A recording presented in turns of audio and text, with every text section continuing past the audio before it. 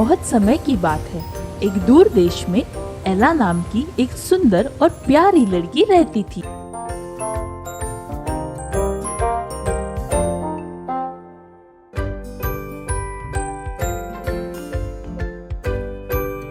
वो अपने माता पिता की बहुत ही लाडली थी। उसके पिता बहुत ही मेहनती और ईमानदार व्यापारी थे। वो लोग हंसी खुशी एक दूसरे के साथ मिलजुल कर रहते थे। एक व्यापारी होने के नाते एला के पिता को अक्सर बाहर जाना पड़ता था।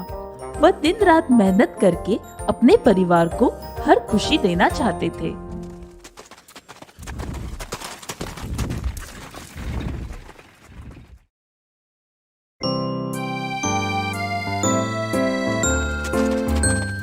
हर बार जब वो अपनी यात्रा से लौटते, अपनी प्यारी बेटी और अपनी पत्नी के लिए फूल लाना कभी नहीं भूलते थे।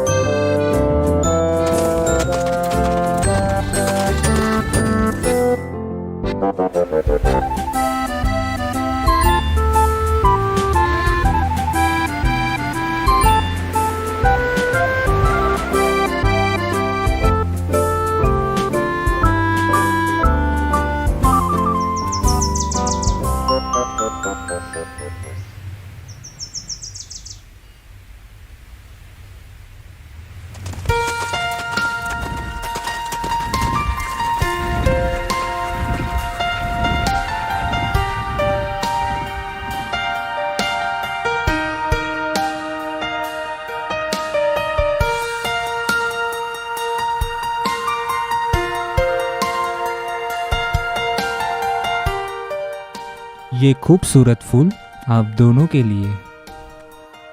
शुक्रिया। तुम लोगों के लिए एक खुशखबरी है। खुशखबरी? मेरी मेहनत रंग लाई और मैंने हम सबको रहने के लिए बहुत बड़ी हवेली खरीद ली है। वाह! हम सब जल्द ही वहाँ चले जाएंगे।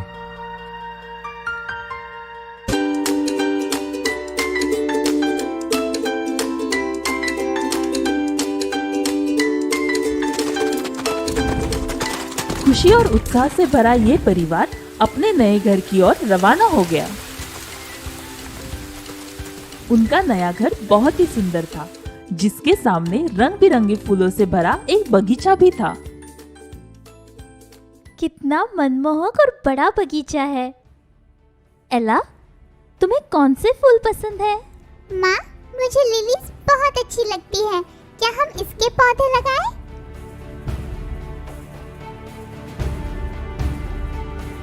समय का पहिया चलता गया और अब एला बहुत ही सुंदर और समझदार लड़की बन गई थी।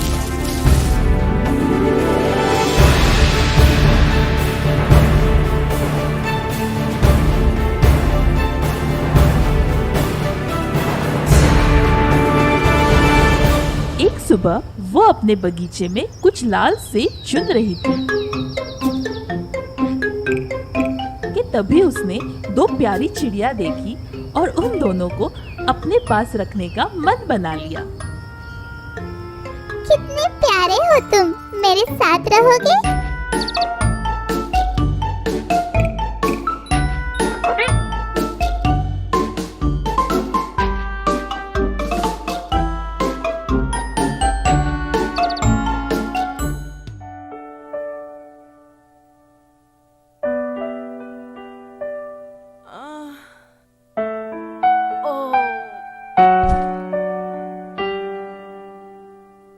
दुर्भाग्यवश एला और उसकी माँ का बस इतना ही साथ था।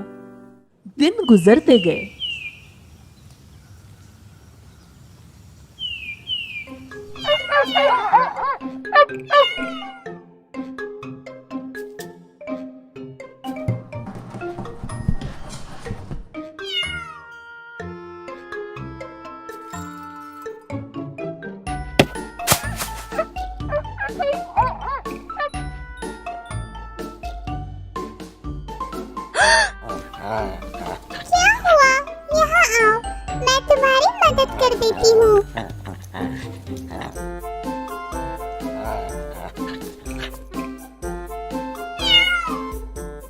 केटी, अगर तुमने दोबारा ये किया तो मैं तुम्हें तुम्हारा पसंदीदा खाना नहीं दूंगी।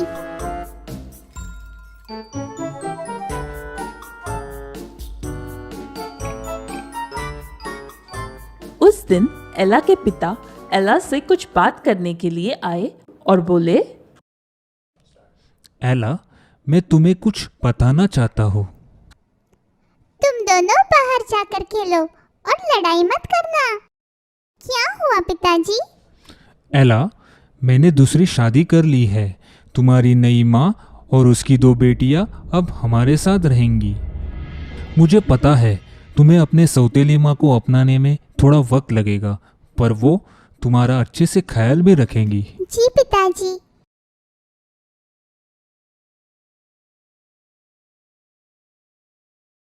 शुक्रिया एला। तो चलो हम तुम्हारी माँ से मिलते हैं। चलिए पिताजी। एला ने अपनी नई माँ का बहुत ही आदर के साथ अभिवादन किया। आपका स्वागत है माँ। शुक्रिया प्यारी बेटी। माँ, ये लिलीज मुझे बिल्कुल भी पसंद नहीं है। हम इनकी जगह गुलाब लगाएंगे।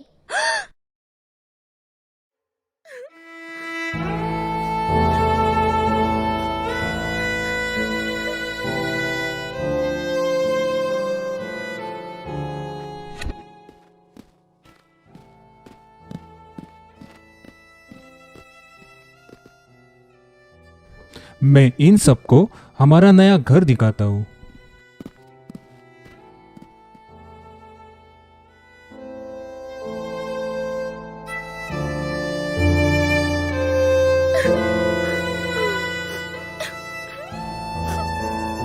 दिन गुजरते गए और फिर वो दिन आया जब एला के पिता को अपने व्यापार के सिलसिले में बाहर जाना पड़ा। अपना ध्यान रखना। आपकी यात्रा मंगलमय हो। पिताजी, इसे तो आप भूल ही गए। शुक्रिया।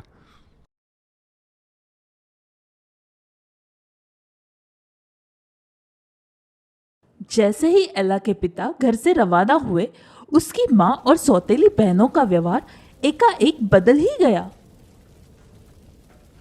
एला, तुम खाली क्यों बैठी हो? कितना काम पड़ा है करने के लिए। जाओ और जाकर पूरे घर को शीशे की तरह चमका दो, और हाँ, कपड़े धोना मत भूलना। निराश एला समझ ही नहीं पा रही थी कि उसकी माँ और बहनों का व्यवहार अचानक से उसके प्रति क्यों बदल गया। उसकी बहनें उसका मजाक उड़ाकर खुश हो रही थी। एला, भूख से मेरे पेट में चूहे कूद रहे हैं। मेरा नाश्ता कहाँ है? और मेरा भी।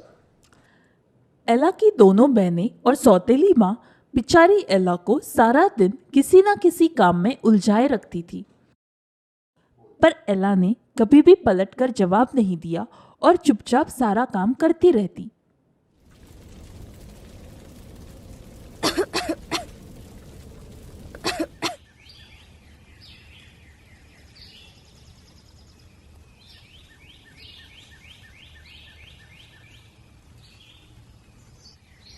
कितना भी काम हो, पर एला अपने नन्हे दोस्तों को कभी नहीं भूलती थी। वो इस बात का हमेशा ध्यान रखती थी कि उन्हें समय पर खाना मिल जाए।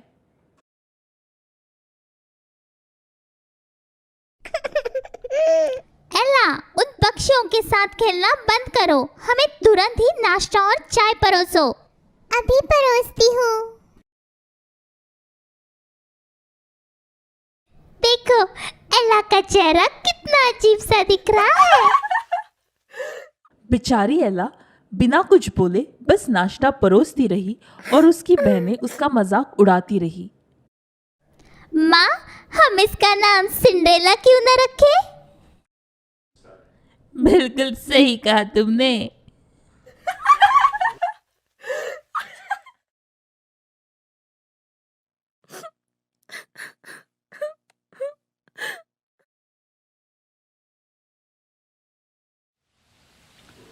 एक लंबी यात्रा करने के बाद एला के पिता बहुत सारे उपहारों के साथ घर लौटे। उपहार पाकर उनकी सौतेली बेटियां बहुत खुश हुई और उनको धन्यवाद किया।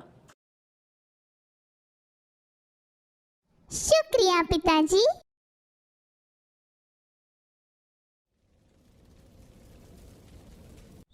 एला, तुम्हें क्या हुआ?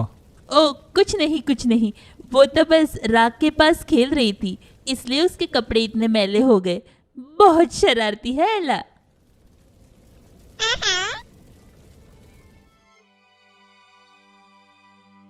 पिताजी, ये फूल तो मुझे माँ की याद दिला देते हैं।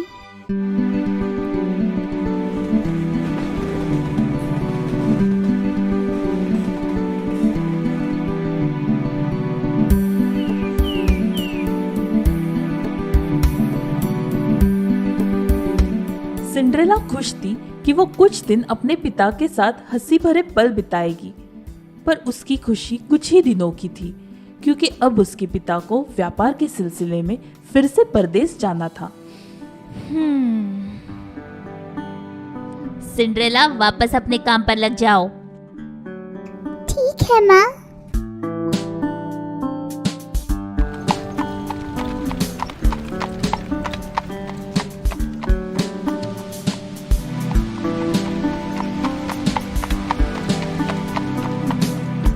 एक सुबह घर के दरवाजे पर किसी ने दस्तक दी।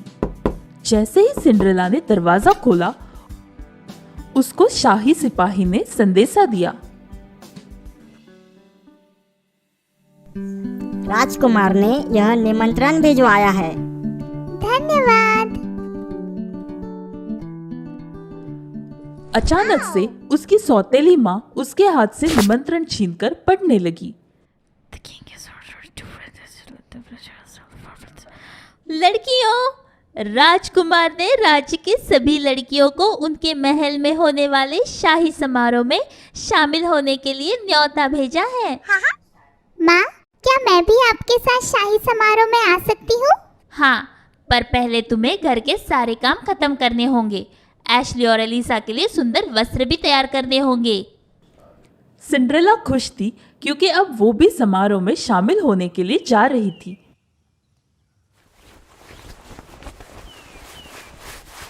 चेहरे पर मुस्कान लिए सिंड्रेला ने अपनी माँ के द्वारा दिए गए सारे काम समय पर पूरे कर लिए। सिंड्रेला की दोनों बहनें और माँ सुंदर वस्त्र और गहने पहने राजमहल में जाने के लिए तैयार थी। मेरी बच्चियाँ कितनी प्यारी और खूबसूरत लग रही है। सिंड्रेला ने हिचकिचाते हुए अपने माँ से पूछा, माँ, क्या मैं भी अब तैयार हो जाऊं? सिंड्रेला, तुम कैसे जा सकती हो? तुम्हारे पास तो ढंग के कपड़े भी नहीं हैं। बेहतर होगा तुम घर पर ही रहो। माँ, मैं विनती करती हूँ, मुझे भी ले चलो। माँ और बहनों ने सिंड्रेला की एक न सुनी और राजमहल के लिए रवाना हो गई। माँ, मुझे भी ले चलो ना।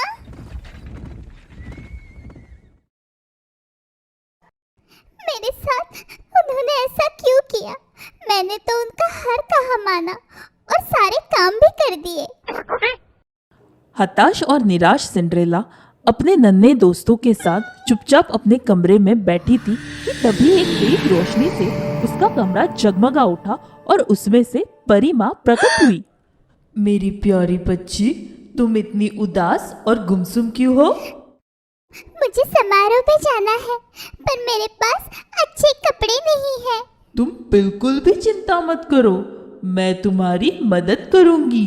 परी माँ ने अपनी जादुई छड़ी घुमाई और पल भर में सिंड्रेला को नई पोशाक और कांच के बड़े ही सुंदर जूते मिल गए। कितनी सुंदर लग रही हो तुम। मेरे पास राजमहल जाने के लिए कोई वाहन नहीं है। कोई बात नहीं, क्या तुम्हारे पास 7 चूहे और कद्दू है? क्या 5 जानवर और एक कद्दू चलेगा? ठीक है, चलो अब मेरे साथ। परी माँ ने फिर से अपनी जादुई छड़ी घुमाई और एक शानदार बग्घी तैयार कर दी।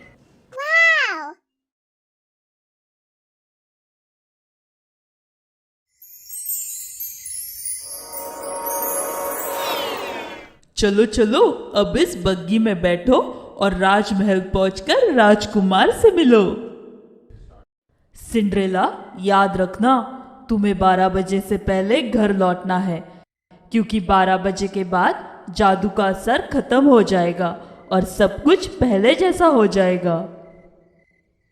मैं ये बात जरूर याद रखूंगी। मदद करने के लिए धन्यवाद। सिंड्रेला ने मुस्कुराते हुए परी माँ को अलविदा कहा और राजमहल के लिए रवाना हो गई।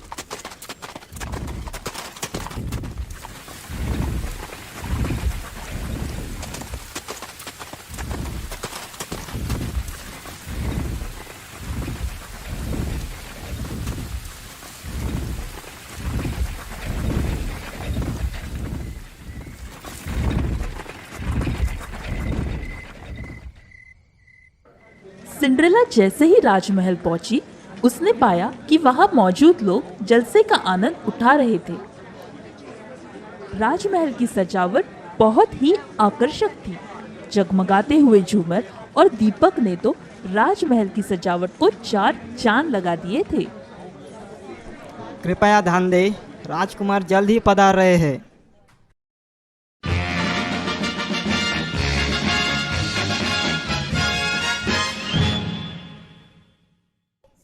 आप सबका इस समारोह में स्वागत है। वाह, क्या मैं आपके साथ कुछ देर नृत्य कर सकता हूँ?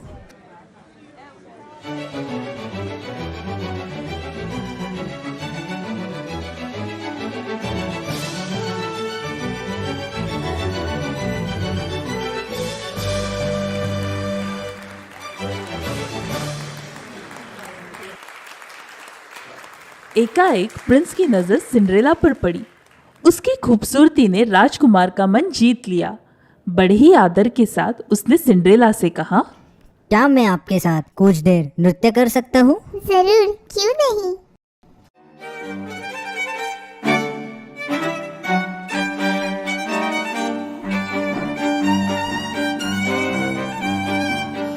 सिंड्रेला और राजकुमार एक दूसरे का साथ पाकर बहुत ही खुश थे। दोनों हंस रहे थे और खुशी से झूम रहे थे। अचानक सिंड्रेला को परी माँ की दी हुई चेतावनी याद आ गई। उसने घड़ी की ओर देखा और घबरा गई। आप इतनी घबराई हुई क्यों हो? मुझे जाना है। सिंड्रेला समय रहते ही राजमहल से बाहर निकल गई, पर जल्दबाजी में उसका एक कांच का जूता राजमहल में ही छूट गया।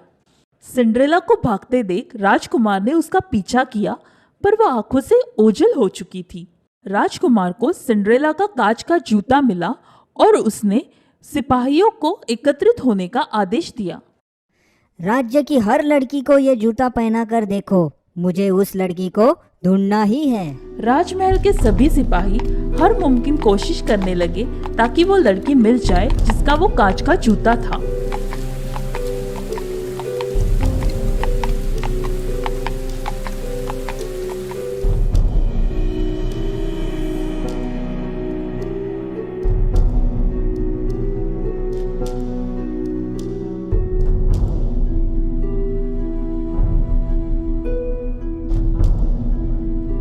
और इधर सिंड्रेला हर रोज की तरह घर के सारे काम करने में व्यस्त थी। उसकी सौतेली बहनें हमेशा की तरह आराम फरमा रही थी। उसी वक्त किसी ने दरवाजा खटखटाया। मुझे उस लड़की की तलाश है जिसका ये जूता है। मेरी बेटियां जरूर पहनेंगी इसे। सिंड्रेला की दोनों सौतेली बहनें जबरदस्ती उस जूते में अपना पैर डालने की कोशिश कर रही थी, परंतु असफल रही। क्या आप ये जूता पहनना पसंद करेगी? वो सिर्फ एक नौकर है। हाँ, क्यों नहीं। जैसे ही सिंड्रेला ने अपना पैर उस नाजुक कांच के जूते में डाला, राजकुमार के चेहरे पर हंसी की लहर दौड़ गई, क्योंकि वो जूता सिंड्रेला को पूरी तरह से फिट हो गया। परंतु उसकी माँ और बहनें ये देखकर हैरान रह गई थी। तुम ही वो लड़की हो ना जो मुझे महोत्सव में मिली थी? क्या आप मेरी दोस्ती कबूल करेंगी? धन्यवाद। आखिरकार राजकुमार और प्यारी सिंड्रेला दोस्त बन गए और शाही महल में हंसी खुशी अपने नन्हे दोस्तों के साथ अच्छे पल गुजारने लगे।